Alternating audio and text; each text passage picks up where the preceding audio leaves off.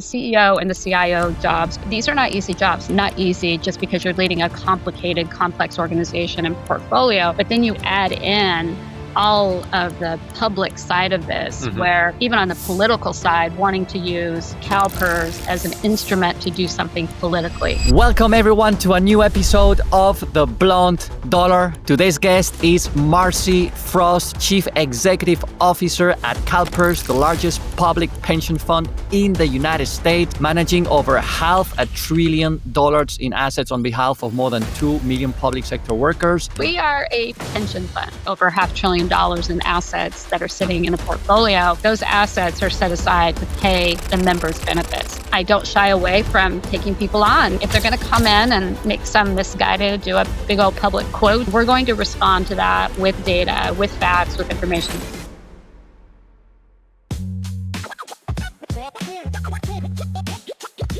This is The Blonde Dollar with Ignacio Ramirez.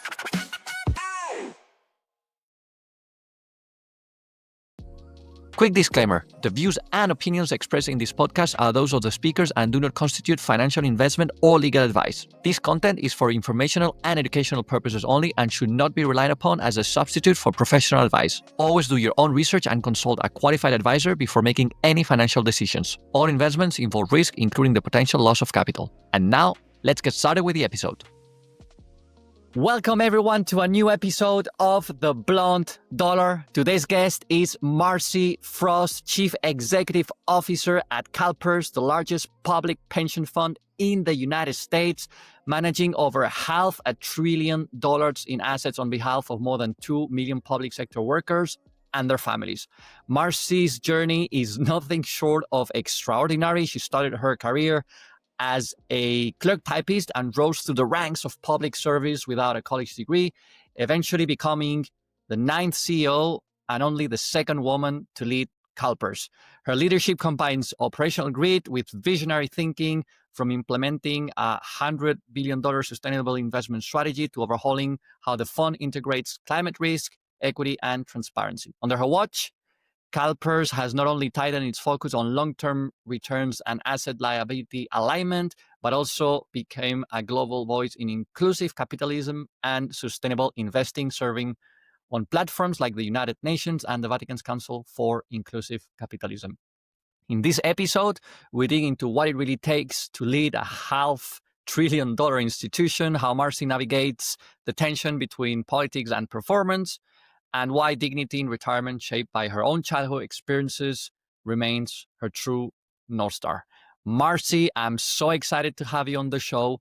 Welcome to The Blonde Dollar. Thank you so much. I'm excited to have this conversation. Me too. What an introduction. Oh my God, we have so many things to cover. But let's start with an easy question. Tell us a little bit about what is it that you're doing today at CalPERS? Yeah. So, every day at CalPERS is just a bit different. So today, or more recently, it's, getting ready to announce the portfolio returns as of June 30th. And, we've all seen market volatility that happened, April, May timeframe. But for the most part, markets have recovered pretty nicely. The reason I pay attention to that, as you indicate, the North Star is really around having this financial stability for our public sector workers. And anytime we're not able to hit that North Star, i.e. 6.8% return, it causes a lot of, fear in the system about whether my benefit is going to be safe. So in the short term, I don't think we have to do much around member communications that your benefit is safe. So more of my time really is spent on getting our new chief investment officer, I shouldn't say he's new, he's been here almost a year. In July, it'll be a year.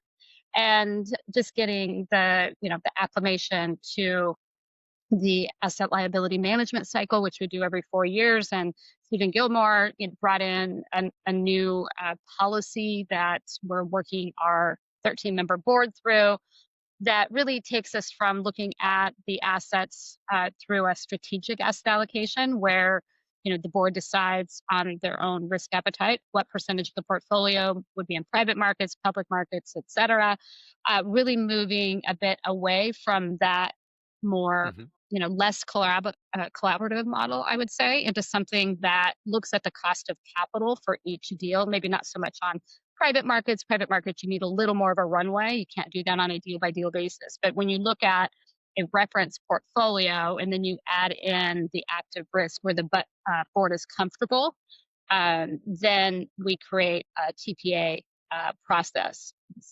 And so that I'm spending a lot of time there, a lot of time with my board, geopolitical risk. We sometimes feel that we have to be that counterweight to a lot of the rhetoric that's out there, whether that's proxy advisory firms, whether that's climate investing, whether that's governance. There's just a lot going on outside of CalPERS that we need to be responsive to ensure that there's factual information. It's crazy. It looks like you have like 10 jobs in one. Oh my God. Yeah. So let's maybe take a step back before we dig a little bit more into CalPERS. I'd like to hear about you and your journey.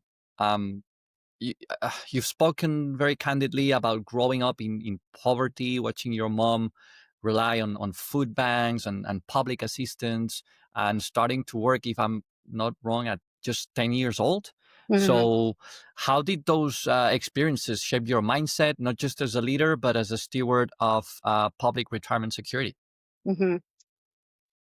Yeah, I spent a lot of time in my childhood with my grandparents, really observing, my grandfather, very hardworking man, who eventually, when he stopped working because he wasn't physically able to continue to do the physical labor that he was doing, just attempting to rely on the accumulation of a personal savings, which when you don't make a large wage, you can only accumulate so much on your own at a very low risk appetite, and investing wasn't really a part of the language whatsoever because every dollar really mattered.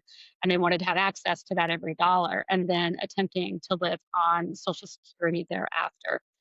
And then my mom, as you indicated, my mother, um, she cleaned houses. She relied on public assistance, food stamps, food banks, clothing banks. I spent a lot of time at food banks and clothing banks growing up. And I think what that does for a person, you do get you get a little more grit.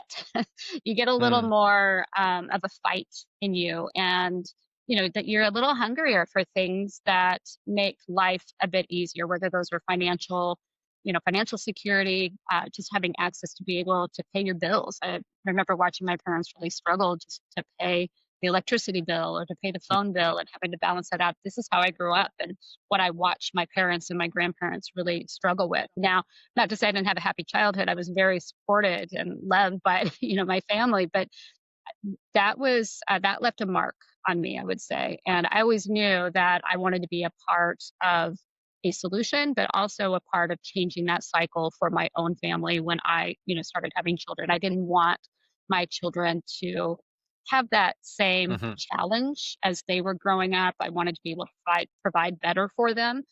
And so again, I think I am more comfortable than risk, I think, than many people. Some people say I'm a little fearless. I don't have a lot of fear to do much of anything. And I know that I can rely on the network that I've been able to create around me to help me if I find myself in a place where I don't know how to, navigate through it. I have a lot of individuals who have helped me throughout my career who can pick up the phone. I can, just say, hey, I need a little bit of your time. And they very generously give me that time. So, but again, I think when things don't come easy, one, you have a much greater appreciation when you achieve something.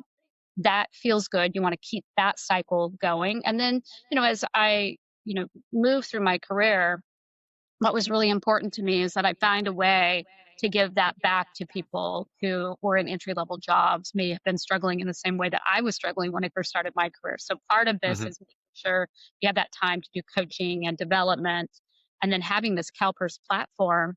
And we can talk about this later if you'd like, but having this CalPERS platform, how can we use this CalPERS platform to solve some of the bigger problems that I get to see sitting in this seat? And, being the only woman in the room during all of these COVID Zoom meetings, more often than not, we're sitting there problem solving, and I was the only woman in the room, and that can't continue. And so we came up with this Pathways event Hmm. where it's really a development program for women. So they have the confidence to apply for the jobs that, maybe they think they don't qualify for, but absolutely they qualify for them. So Yeah. gaining that confidence, gaining that network and that supportive network to get them moving throughout their career. So for the future, it isn't just Marcie as the only woman in the room when we're talking about, a crisis situation, or we're talking about a strategic, or having a strategic discussion.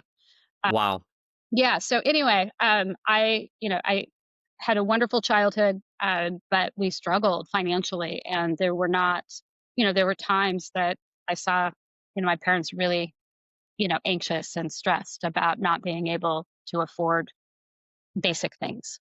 No, I can imagine, and I must say this is a super inspiring story. Thank you for sharing it. Oh my God. I mean, well done to you, honestly, to get where you are today. Um, and something also that captured my attention while I was making the research for this episode was that basically you build a 30-year public service career without a formal college degree, which is probably a rarity at your level.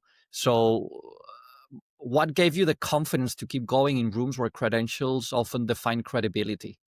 Yeah.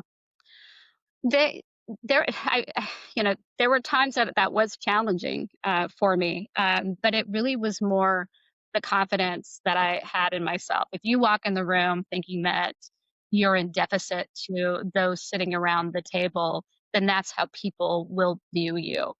And so, for the most part, I didn't really struggle too much with that. I think coming to the table and figuring out what your unique contributions would be, even though your resume doesn't line up.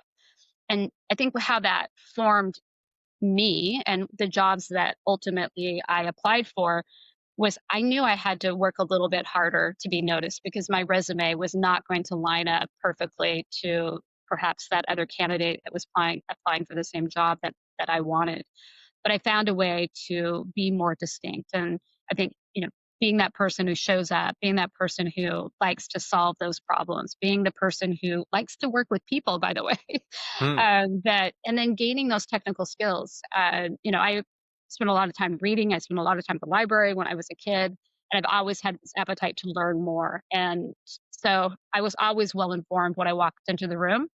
I was always very well prepared. I did my homework before I would go to a meeting so that I could contribute and, that I would have something to say because women have to find their voice. What I found is I had to find my voice. If I didn't do it, I was not going to be called upon and asked to share my viewpoint on something. I had to be in this place where I felt confident that I was ready to have a conversation about any particular topic. And so I put that on myself to be the most prepared person walking into that room.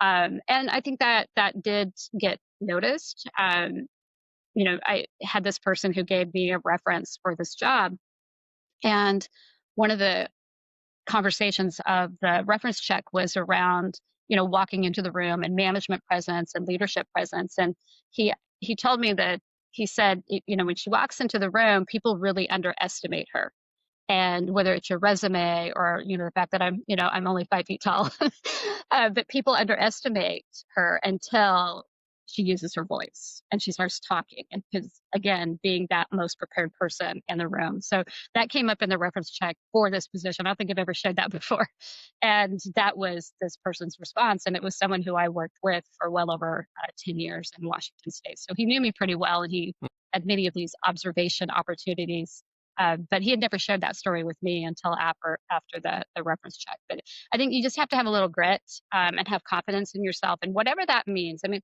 sometimes people, it's not whether you have a college degree, because I've met a lot of individuals who I've coached who don't have that confidence, even with master's degrees. And so Yeah. it's trying to find what is your strength area, what is that secret part of you, maybe that other people don't know, but what is it that you enjoy doing? And if you don't know what that is, I have a little technique that you can use to figure out what it is that you enjoy doing, and then really play off of your strengths. Don't put yourself in situations where you're not working in your strength area.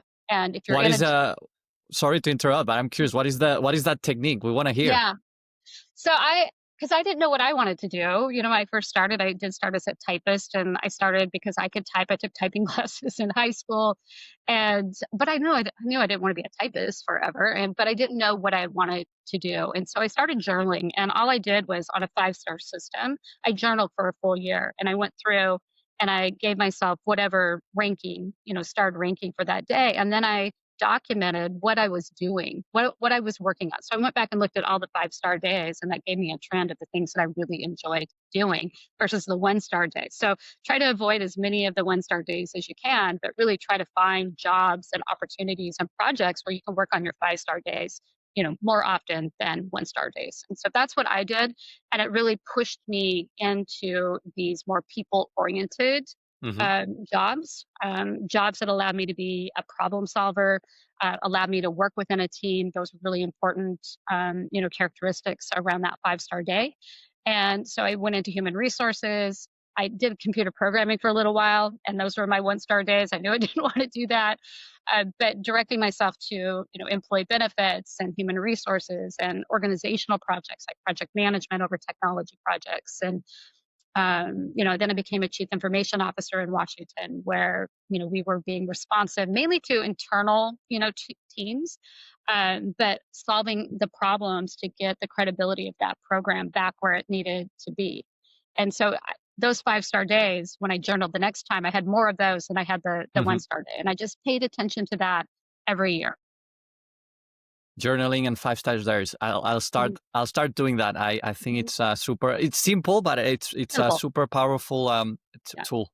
I want to ask you about the people you worked with, because you've said in the past that you deliberately pick jobs that put you under very inspiring leaders, and Yep. that you followed the people but not the promotions. So what did those leaders that you identified do differently, and how did they shape your philosophy on leadership? Mhm. Yeah, I call it following the leader now. I mean, it's an old childhood playground game, but it's real. It's leadership, and there are many studies out there, but the effect on leaders to morale and engagement of the team, that direct correlation. And I experienced that again. I started as a typist. And I probably held 10 to 15 jobs throughout my career in Washington State, and I had an opportunity to work for 5-star leaders, and I had opportunities to work for 1-star leaders, and Hmm. just the impact, like the physical and mental impact that a poor leader had on me.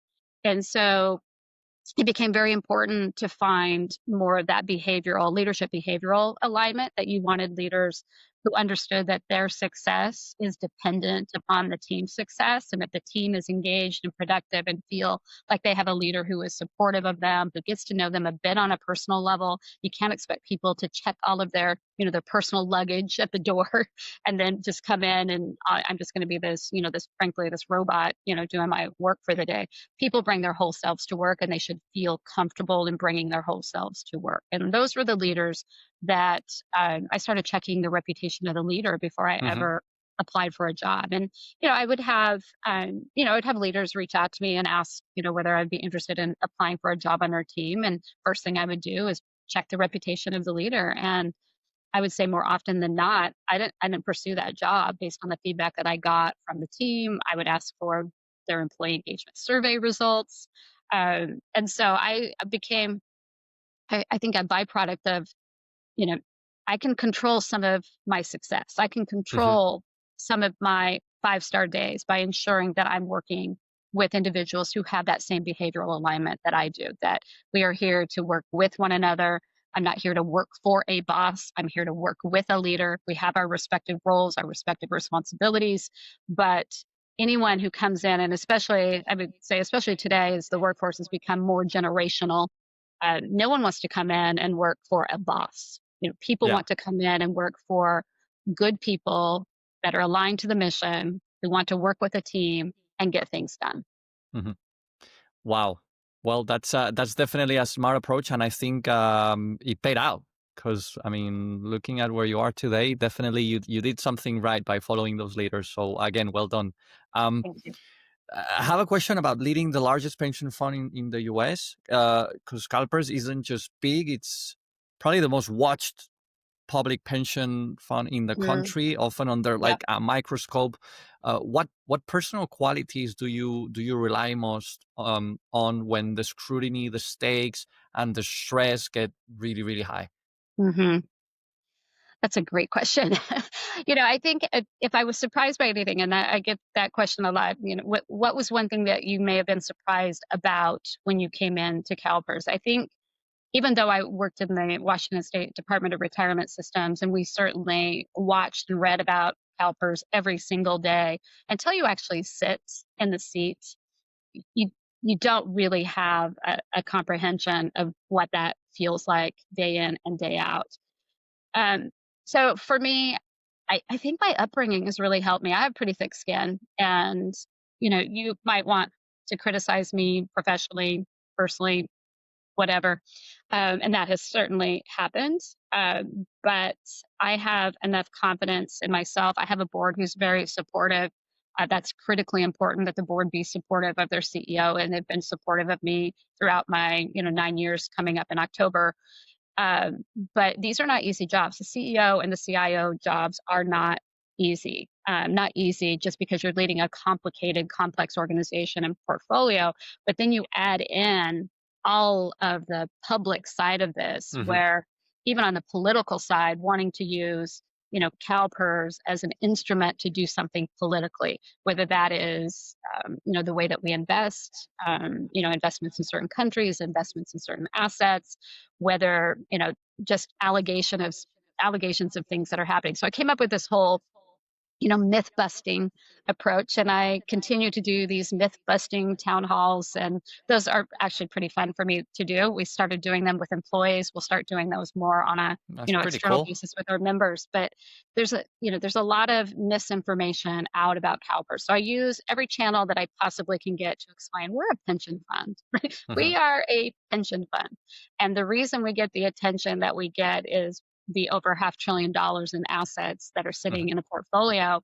But again, those assets are set aside to pay the members' benefits. These are the contributions coming from the members, the contributions coming from the employers, and then the investment returns on those contributions. We are a pension fund. And to the extent that I can continue to pull us out of the political fray, that is my goal. That is my intention. And I don't shy away from taking people on if they're going to come in and make some misguided or misinformation and do a big old public quote in one of the, a Wall Street Journal or Bloomberg, then they have to understand we're going to respond to that with data, with facts, with information. Yeah. We're going to be calm and pragmatic about it, but we're not going to sit back and let misinformation just sit out there. We have 2.4 million people who need to have the confidence in this system. And if we just sit back and take it, if you will. And so I'm a bit of a fighter. People, people do recognize that I'm a bit of a fighter about these things. And I think, again, it just goes back to my childhood and just having to fight a little bit harder for things, or, being bullied a little bit because of, not having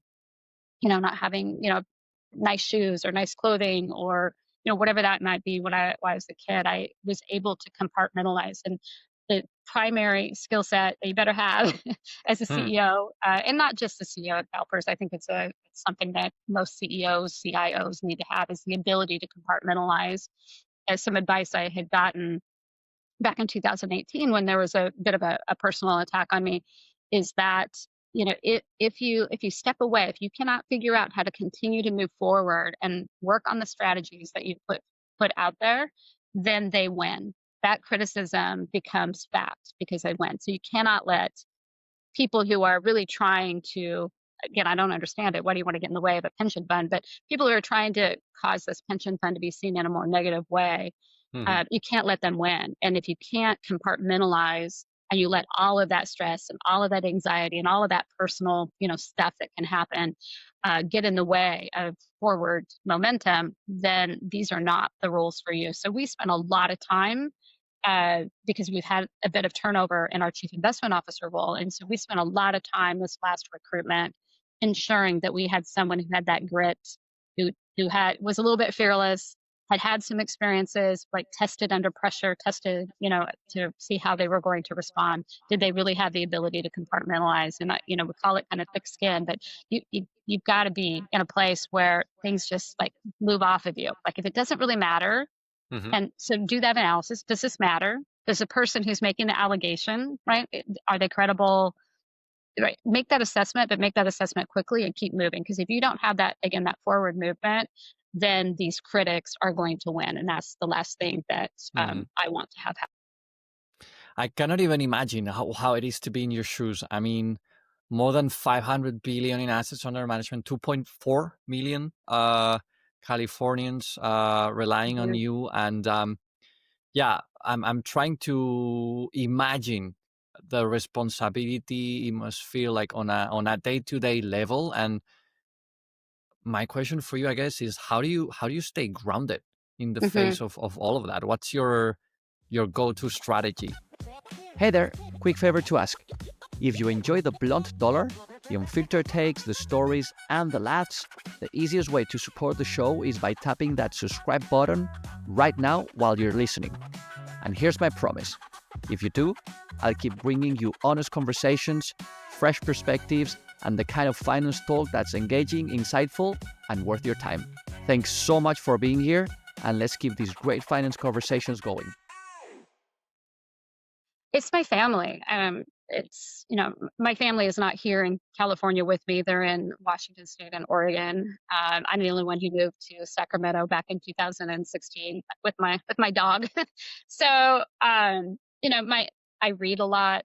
My family, my pets. But I think again, I'm so aligned to the mission of what we're doing at CalPERS, and it. I know it's just not going to be easy, right? This is not a job I could have done when I was raising my family. I know that there's just no way that I would have the time and the attention to do both of those really important jobs. So I was really careful about taking on too much responsibility when I was a mom. I wanted to be home every day.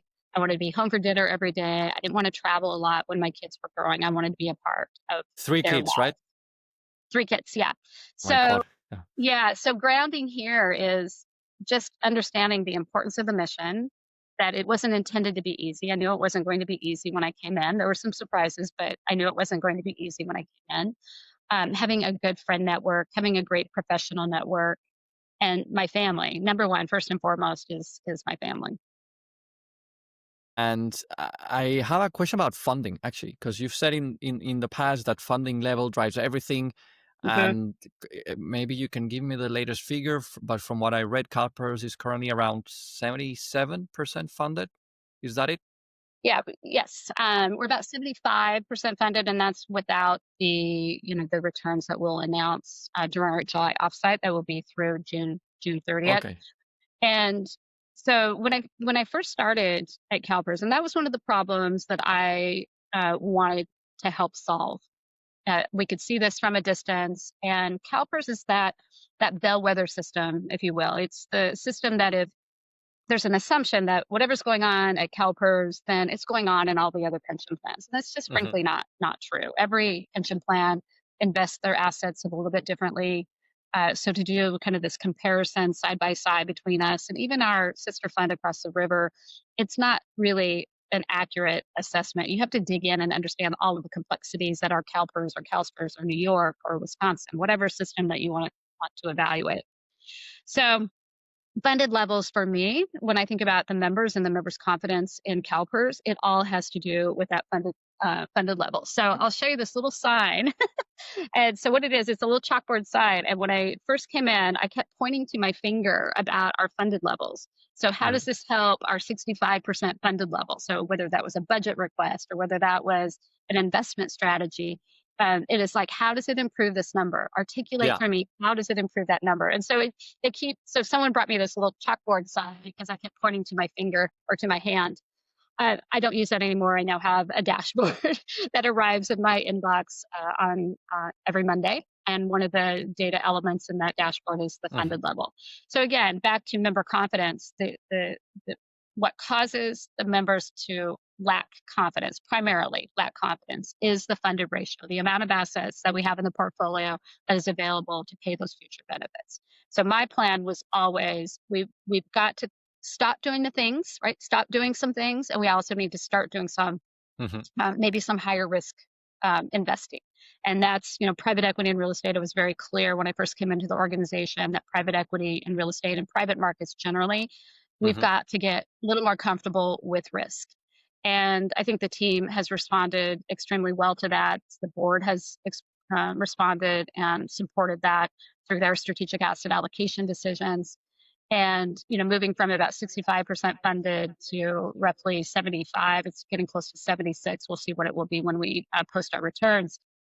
Once we're above that 80% marker, I think of data in terms of dashboards and scorecards. And right now, funded level is in red. It gets reported to me every week in a red status. So once we get to that 80%, then it kind of goes into that yellow status, and green would be something over 90%. I Hmm. think there's a lot of debate over what is the right funding level. Is it really 100%? Is it 110%? Is it 95%? For me, the moment that our members have confidence that the system is operating in their favor, i.e., these benefits will be there for their lifetime, I think Hmm. that's likely over 90% for that confidence to be, distributed across our Yeah. 2.4 million member base. But really important. And when we get ourselves off track, and we can get off track from now and then, like everyone can get off track, we want to be that counterweight on a number of items. We have to take it back to basics.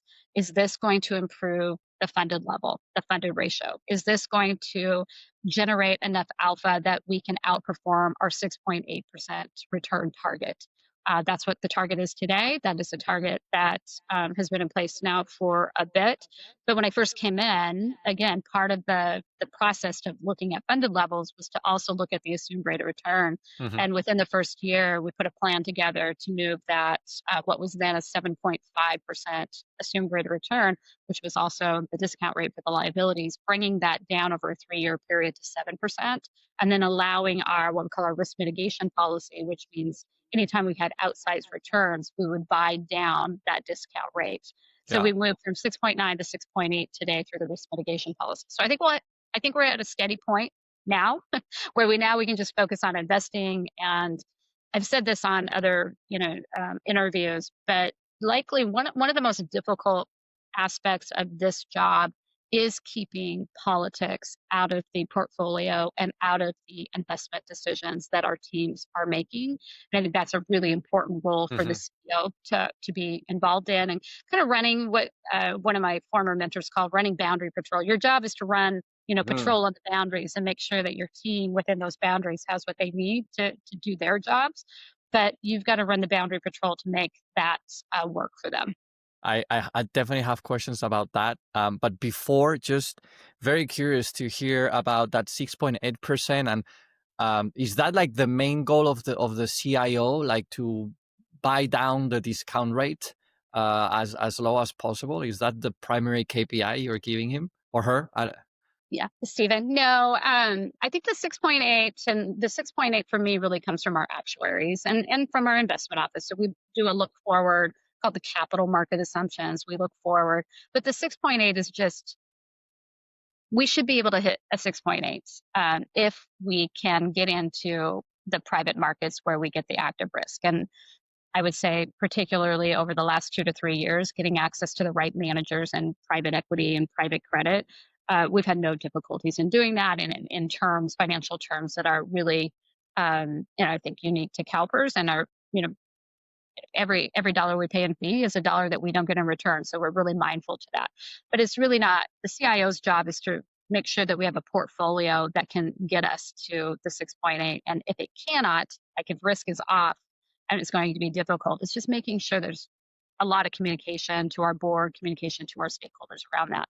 But the job of the CIO is really to generate, the alpha that's needed to hit the 6.8, since reference portfolios today are not going to build to 6.8. Just a, Mhm. passively held portfolio is not going to hit a 6.8, likely depending on your ratio of a 75-25 or an 80-20, might be somewhere around 6.3 to 6.5. So it's CIO needs to lead lead a talented team. You need to be able to recruit people, which means we need to be doing interesting things in the portfolio because people want to work on interesting things. Making sure that we have the right leaders over there as well, leadership style and behaviors that I explained earlier, that those leaders are there to make sure that we hire the right talent. But once we hire the talent, then we have to make sure that we retain it. The number one reason that people leave their jobs is not because of money, it's because of leadership or leadership. So Mm. just ensuring that we have that right organizational structure, the right leaders in the right roles, Collins, the people on the bus and then in the right seats on the bus, we're big believers in, that concept here. So, and so Stevenson now, his primary role today is leading the board through this new strategy that he brought in called the total portfolio approach, which really requires each of the asset classes to work together to figure out where the check, if you will, simple term, where that check should be written. And so our total portfolio, our trust level team will calculate, kind of the cost on the capital, risk return, and then we'll be able to do that through more of this team orientation versus this more siloed orientation by Mhm. asset class, which is what was done or has been done here historically through the strategic asset allocation. Is say private equity, you get 13%, the balance of your checkbook and you're out writing your checks, and you really don't have to collaborate too much with public markets or frankly private credit or credit real estate infrastructure. That siloed approach, we're trying to turn into a more collaborative team approach, but also probably have heard Stephen talk about this. He does believe that the opportunity to generate better returns through that model is there. And so we're trying that. We're leading our board through what does that really mean? What is a reference portfolio? Where are they comfortable on that risk, that risk chart? And then what are the return possibilities and how much active risk is the board comfortable in delegating to the team? And so those conversations have been happening since Stephen's arrival last July. And we Mhm. have it set up for a board decision in November of this year on whether they want to move fully into that total portfolio approach, i.e., reference portfolio plus active risk budget, or do they prefer the strategic asset allocation approach where they allocate by asset class? So that's a big decision coming up in November. Just doing a lot of educational sessions, not just for Mhm. our board, but also for our stakeholders so that they understand what we're trying to accomplish with this. And, that's, I think, taking a lot of our CIO's time right now. That's pretty cool.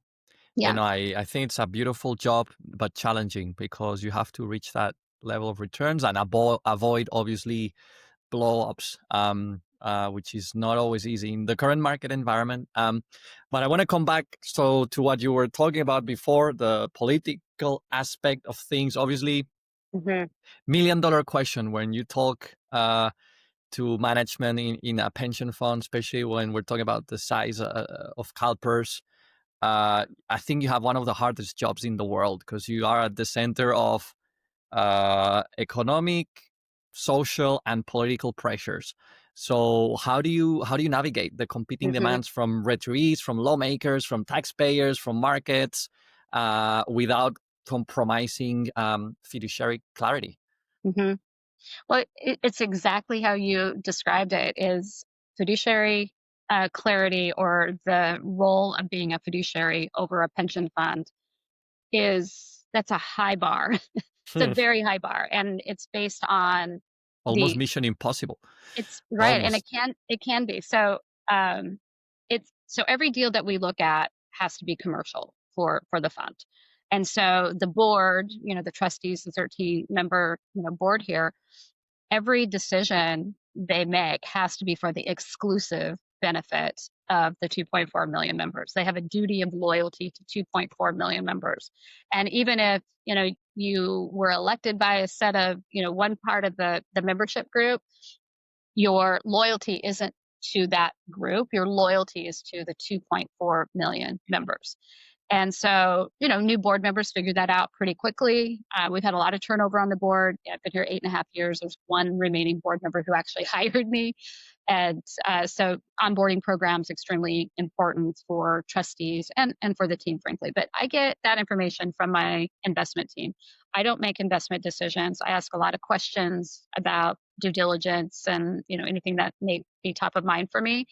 But the investment team needs to make the decision on whether this is commercial for the fund or not. And they are fully focused just on that. And again, that's part of that boundary patrol. Let them focus on what they're good at and what they're being paid to do, find the best investments possible for CalPERS.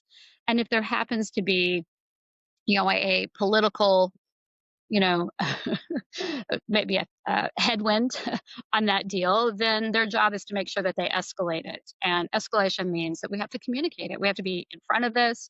We have to have our why very put together, and the why can, be modified depending on which stakeholder group you're talking with.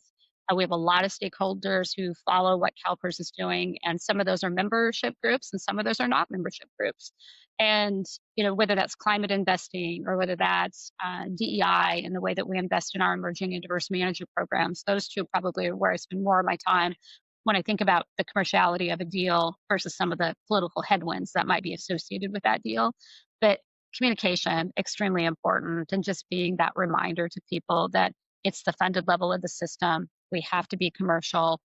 The team is looking at this purely from what's going to pay that member's benefits. And anything beyond that, I'm happy to sit down and talk with people and share exactly why we're doing a particular strategy or why we did a particular deal. Why did we put a sustainable investing $100 billion plan together?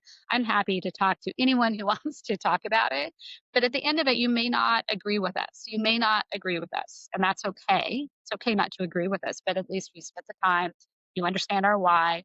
We understand your point and your concern, and hopefully we were able to address it through at the sit down or whatever that might be. And I've got some meetings coming up that are essentially going to do just that. Like, why in our sustainable investing 2030 plan, why are we investing only in transition? Why aren't we also measuring the reduction in greenhouse gas emissions, not intensity, but emissions? And our plan is not an emissions reduction plan. Our plan is an investing plan to invest in the energy transition, which will reduce carbon intensity and emissions in the portfolio over time. But the primary mission of this plan is to invest. So you just So have to sit down and spend a lot of time explaining what you're doing and why. something that captured my attention while I was listening to that answer is that you mentioned several times to turnover as a keyword there, and Hmm. I know from what you're saying that it's been a challenge at CalPERS, particularly in key roles. So yeah, what have you learned from your time Hmm. in the leadership about hiring and retention in this type of high stakes, high visibility type of environment? Can Yeah. anyone work in a place like CalPERS, or what makes someone suitable to thrive in a place like CalPERS? Hmm. Hey there, quick ad break. Do you work in the finance industry and have a genuinely interesting story to share? I'm always on the hunt for great guests who bring raw, unfiltered insights to the table. Or maybe you know someone with a story worth telling? Please put us in touch. You can reach out to me directly via LinkedIn. I'd love to hear from you. And now, back to the show.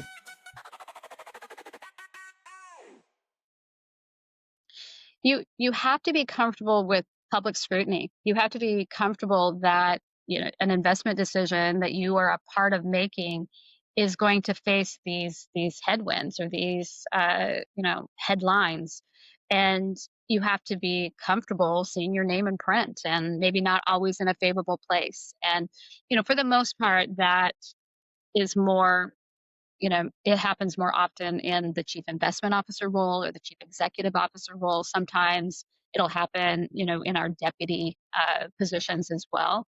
But it doesn't mean that there will not be an opportunity where this public scrutiny would happen to you, but also just the effect of that, right? The effect. They're looking to leaders when these, events happen. How are they responding, right? Are they hiding? Are they getting in front of it? Are they sitting down and engaging, which is more my approach is sit down and engage. Don't ignore it. It's not going to go away, potentially, depending on the issue. But then, there was a lot of criticism about turnover at CalPERS. The turnover at CalPERS has really been the chief investment officer, not so much the rest of, the team within the investment office.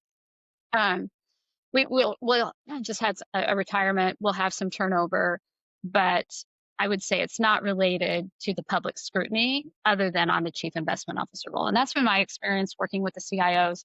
This is my fourth CIO in 8.5 years who I've worked with. Wow. So we had Ted Eliopoulos, who was in the seat, got a great opportunity at a financial services firm and left to do that. Also a family moved to the East Coast, and then Ben Meng came in, and then Nicole Musico, which I was involved in hiring, and then Stephen Gilmore. And I learned a lot through those experiences with Ben and with Nicole.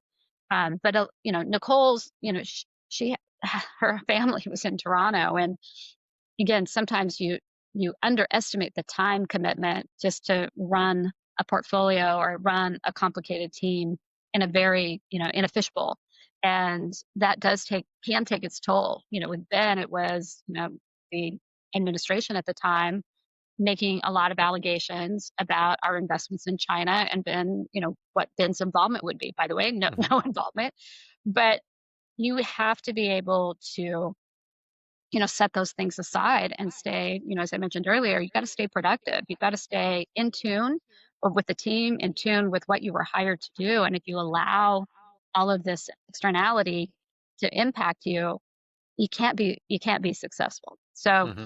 I've always felt that I have support from the board. That's the most important thing. I report to a board, and I don't report into the governor's office here in California. I don't report, other than making sure that I have a really good relationship with the California state legislature. They're not, they don't get involved in the decisions on funding. They shouldn't be getting involved in the decisions on investment because of that fiduciary responsibility that our board has. But Hmm. again, you don't want to just enter a room saying, oh, you can't do this. You enter a room to build a relationship, to explain what you're doing, why you're doing, and how can we help them get closer to what their constituents are asking for without, the idea of like divestment that has been presented to us many, Mm. many times. So I think relationship building helps, but it's never going to stop the public scrutiny of being the number one pension plan, the biggest, pool of capital and pension plans in the United States. This is a given, and you have to just accept it that it's a given, and then just make sure that you do have those support systems when it happens, because it will happen. It's going to happen. But make Hmm. sure you have those support systems in place, whether that's your Yeah. family, whether that's your friends, whether that's I love music, live music. I'm going to go out and I'm going to do this. I'm going to take a couple of days off. I'm going to drive up the coast. Whatever that is that you need to keep your energy level where it needs to be, because your team is watching. And if Hmm. you are affected by this in a negative way, your team is going to be affected by it in that same way. They're looking at you to lead. Your behavior determines the culture of that team and of your organization. Wow. Amazing answer. Oh gosh, like yeah, definitely not a job for everyone, and you need to be comfortable with that transparency, and as you were saying, having coping and grounding mechanisms. Something that I find interesting that you said in the past is that CalPERS gets more attention for its investment portfolio than for the retirement security it provides. Why do you think the public narrative is so skewed, and how do you try to reframe it? Yeah. Every every opportunity I have, I try to reframe it into this is 2.4 million members' money. The portfolio and the way that portfolio is invested, the fact that we have a voice in the way that our capital is being used, whether that's private markets or public markets, frankly. Um, but that pool of capital just gets the attention. And so I feel like I'm in a constant reminder situation about redirecting those conversations. So we're talking about 2.4 million members. We're talking about school employees, like classified school employees, not teachers. Teachers are, our sister friend across the river. Hmm. But we're talking about police officers, we're talking about firefighters, we're talking about school bus drivers, we're talking about sanitation workers. I mean, these are the people we're talking about. And when you look at the average benefit coming out of this large pool of capital, again, based on contributions by the member employer and investment earnings, it's under $40,000 a year. And so these are not wealthy people. And anytime, we get ourselves involved, and I just had a conversation, I won't say the name, but I just had a conversation with, a CEO of a big financial services firm. I said, every time someone says CalPERS, you have to remember you're talking about the $40,000 a year retiree who probably spent their time again, sanitation worker, school bus driver. That's who you're talking about when you say CalPERS. It's not Hmm. CalPERS and these assets that are not attached to our members. And so Yeah. I have to do that frequently, unfortunately, but I'm happy to do it. I'm very, again, very mission aligned with what we're doing and very clear about what that purpose is. And when others are not as clear, then it is my job to remind them. So it's giving people real data, Mhm. I guess, and that brings us to something you were talking about before, which was this myth busting series as a strategy that you've described as one of your favorite parts of the job, and a great way to maybe watch the overall anxiety of the crowds go down. You didn't give us examples though, apart from this 40,000 number that you just say. Can you give us maybe one of the most persistent myths about CalPERS and the myth busting strategy that you use Yeah. to fight the myth? Yeah. There are several. I mean, I'll start with one, and again, just being told that we're insolvent, right? That we take on too much risk, and that we're insolvent, and we're putting members financial security at risk. And obviously, that's not the case when you see the funded levels on the increase, and we brought down the assumed rate of return to something that we believe is manageable over long periods of time. And if it wasn't, we'll come back and readdress it at that time. But right now, this is where we're at.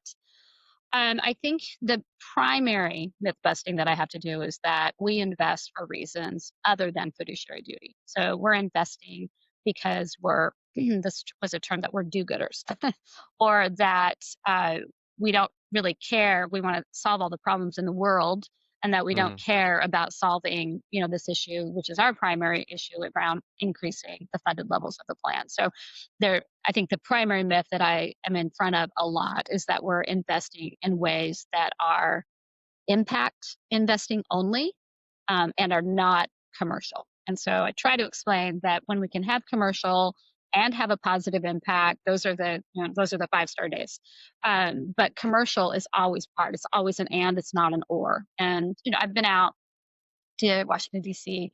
Before explaining all of this, and I think those meetings went well the first time around. And um, you know, but someone has to narrate this story, and we've got to narrate our own story because the narration of our story is not always accurate. And so your Hmm. comment about using data, I've always been a data oriented person, but there's a lot of data at CalPERS. So how do we use this data and make it informational for people to use? It's really important what others say about CalPERS and not what CalPERS simply says about itself.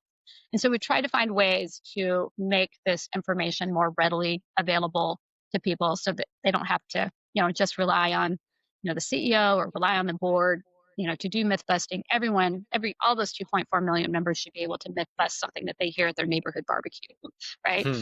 That's always my test. Are we informing, our members, which should be the biggest advocates for this system?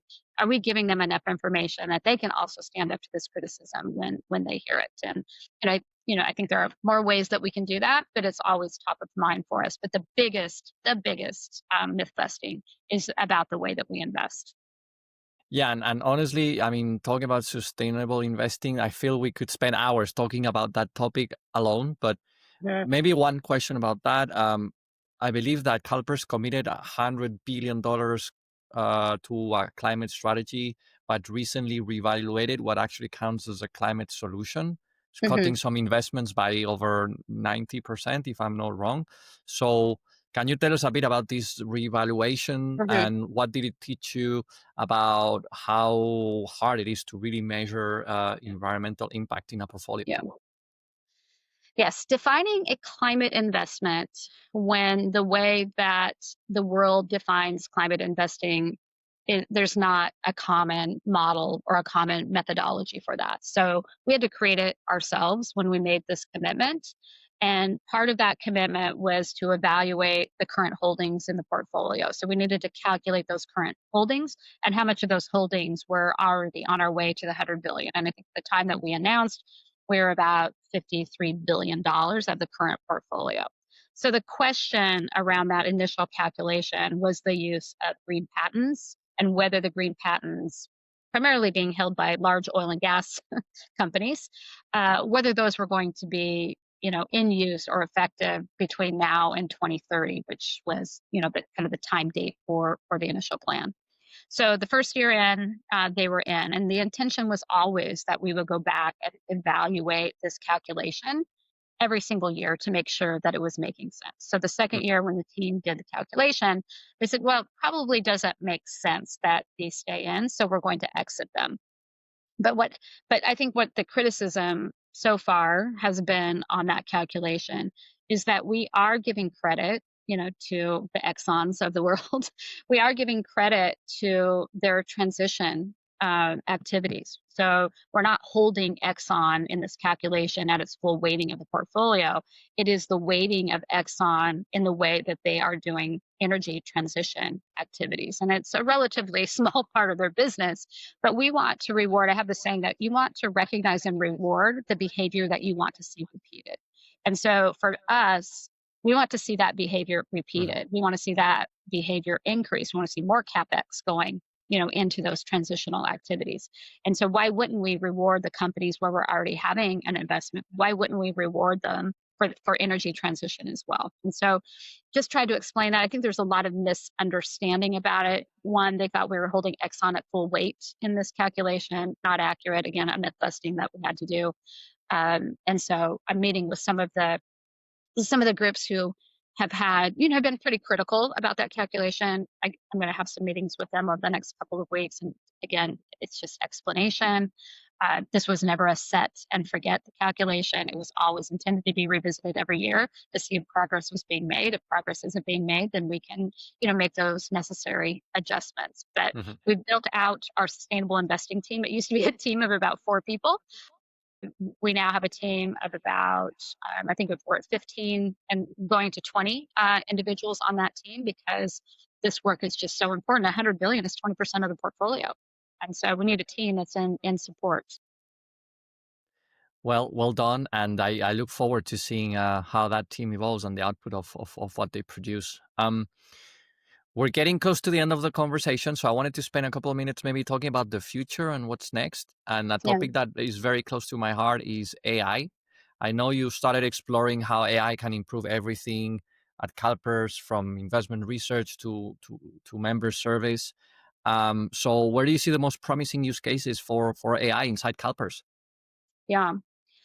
So use cases inside of CalPERS, definitely, content creation research. We have created our own program behind our firewall so that the data that we're loading in is, kept secure behind our firewall, and it's called Percy. So Percy is going through and getting, more mature adoption throughout the organization around appropriate use cases and how to effectively use the tool.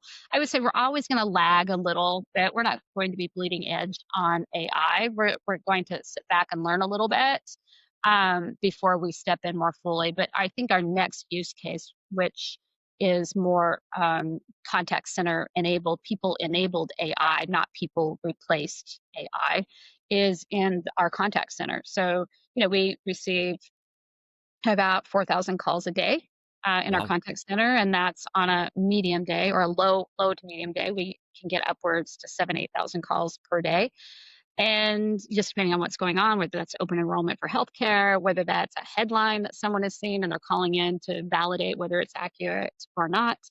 But after every call, that call gets summarized and put into our system so that the contact center agent who takes that call from that member the next time can go look and see what the member, right? It's just Smart. part of being a strong, member service organization. So we are looking at a use case and upgrading the software. As I say, more than looking at it, we've decided to implement it. Now it's just in a project where AI would go in and summarize that call, Mm. right? So humans can, use their own judgment to make sure that it's summarized effectively, and then over time, build some trust with that. But these are the low value add tasks for our contact center. These are not tasks that they enjoy doing. So this will really help with productivity, allow them to take more calls, which is really where they want to spend their time. They want to spend their time talking to members, not documenting, and putting, those notes aside. So Mhm. that's our primary use case within the organization beyond research and analytics to help inform investing. On the investing side, it's really interesting to see how AI is going to impact the entertainment industry, healthcare, scientific innovation. That's the one I'm most looking forward to. But less looking forward to is, really thinking about as a pension fund, how many people will be displaced, how many workers will be displaced as a result of AI and productivity that comes along with AI. And then if you think about AI as an assistant today and AI moving into being an agent, um, you know, there there's not a lot of regulation in this environment, and they really want it to remain unregulated so that it doesn't stop the flow of creativity and innovation on this vertical stack. But I think we also have to be mindful that we are a pension fund. We have 2.4 million members. You know, we don't rely on current contributions to fund. I mean, once we're fully funded, you want those contributions coming in, you want the investment returns to happen. But what over time will a pension fund like CalPERS, with AI coming in and doing worker displacement and private sector, eventually public sector will get the pressure to have to look at this as well. So Mhm. those are things that I'm very watchful of right now. It's not something that's going to happen in the next 5 years, but it's something I'm very watchful of. But for me internally, it's productivity. It's finding the use cases that make our jobs here at CalPERS more value add, more meaningful, more satisfying to our team. And so I'd say that's where we're at today. That's our current state. But you Mhm. always have to be mindful to the future state of things. And AI is the most disruptive technology that I think any of us throughout our careers will ever have to deal with. 100%. But I like how you're seeing it as an enhancer rather as than a replacement. So, and I fully abide with that. Two quick questions before we wrap up. We cannot talk about pensions without talking about demographics because people are Mhm, living longer. There's mhm, longer retirements and there's slower workforce growth. So, what keeps you at night when you think about these demographic shifts, and what are you doing yeah, about it today? yeah. Well, data is our friend, right? So every 4 years, we look at the liabilities, which is really the experience of the plan, and demographics are a part of that, and then economics are the other part of that. So, what is mortality? We do this every 4 years, and if we need to make adjustments, and we have enough. Um, experience and enough members in our system that our mortality tables can be 100% customized to CalPERS's experience, and people in California tend to live longer than other places in the world, and frankly, even in the United States. So we look at this every 4 years so that we all can sleep at night, and we make adjustments on an every 4 year cycle. So right now, where we will be making some adjustments in September, not many adjustments to mortality. We've got that pretty much right in the moment, but wage inflation, just inflation generally, the economic assumption around inflation, and then wage inflation will be the two levers that likely need more funding coming into the plan. But in the past, we've taken mortality has really wiped out a lot of the rate of or the return that we got for the calendar year because we didn't have it quite right.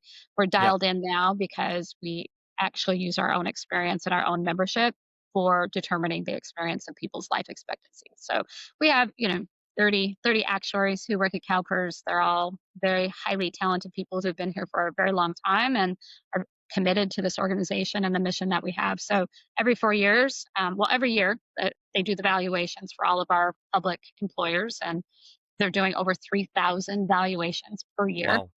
Yeah. Yeah. And then on top of that, we have a 2 year check in on ALM. We don't go through a full experience study every 2 years, but we do a full experience study every 4 years to make sure those Mm. demographics in the plan are right. And we build those into the normal cost of the system.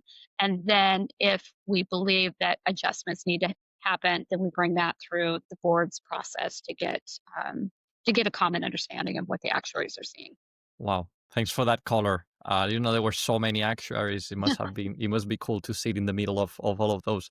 Um, Last question. I always like to ask my guests a piece of advice for our listeners, particularly for younger generations, those that are starting their career in the finance industry? What's a tip that you'd give them to be Mhm. successful?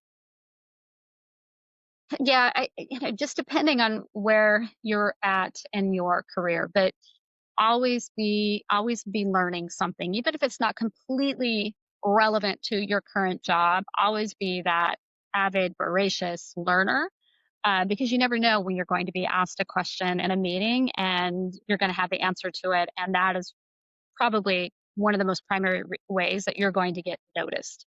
And Hmm. so always be a lifelong learner, whatever that means. And again, it doesn't have to just be technical, but just read and get a good understanding of the world around us. How does it work? How does the economy work? How do these political systems work? How does that impact maybe my current job or something that I want to do in the future?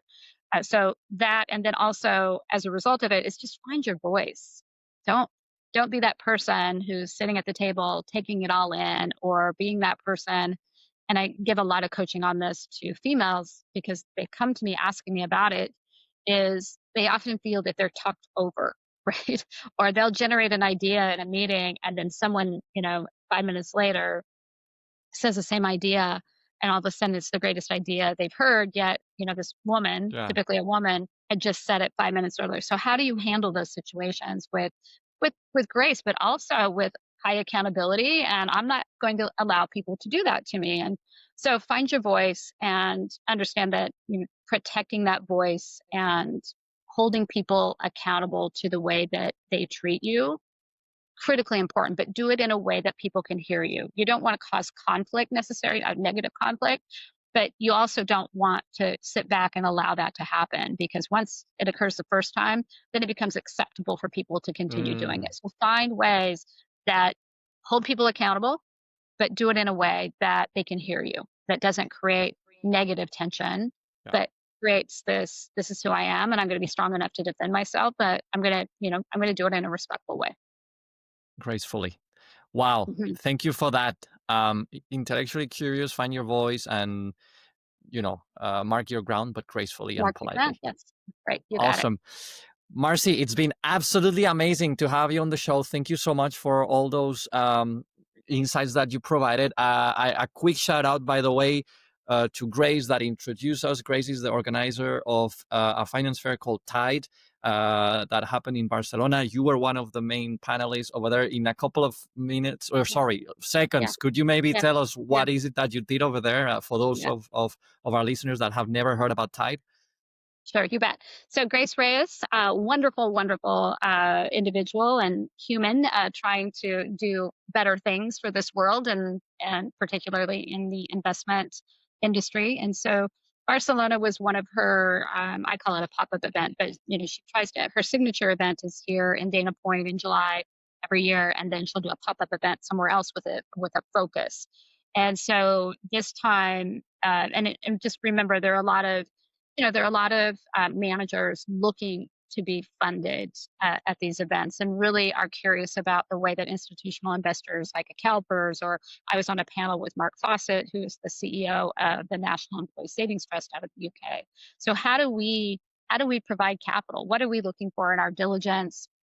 How do we handle, geopolitical risk? Are we taking a step back from diversity, equity, and inclusion? That was a big question that had come up in Barcelona, just based on, the U.S. politics. And, it was really important that I be there to say we're not letting up on any of the programs that we have about diversity, equity, and inclusion. And this is the way that we define it. And to be able to share some of the numbers in the portfolio, and in particular, we have a seeding platform called Mosaic, and we through TBG and Grosvenor. But I think what I'm really proud of is our private equity team, just in a shift of strategy that was really brought in by Anton Orlich, a shift in strategy and being able to move into that mid market, and just Hmm. the number of opportunities to diversify the capital across managers as well. And I think the number that I shared was about 30% of the managers in that private equity book are diverse, by our definition. But these are all being done for commercial reasons. These are not preference programs. These are commercial programs. are intended to widen the top of the funnel, if you will, get more opportunities to people to be able to make their pitch, to do their pitch book, and then ultimately use our commercial processes to make a decision. But it was just reassurance. I think this time they're all a little bit different, but this time it was reassurance that we are all in. This is what we're doing, why we're doing it, and of course, just wanting to talk a little bit about politics in the United States. People wanted, and I try not to weigh in too much on that. Only, if it's a headwind to investing or a headwind to CalPERS, I can talk about the headwind. But I try not to opine on pure politics. Again, I try to keep us out of that, out of that space as much as possible. But it was a great event, and she is the master of convening people to have frank conversations on the topic of the day. Well, yeah, thank you for all that color, and shout out to Grace.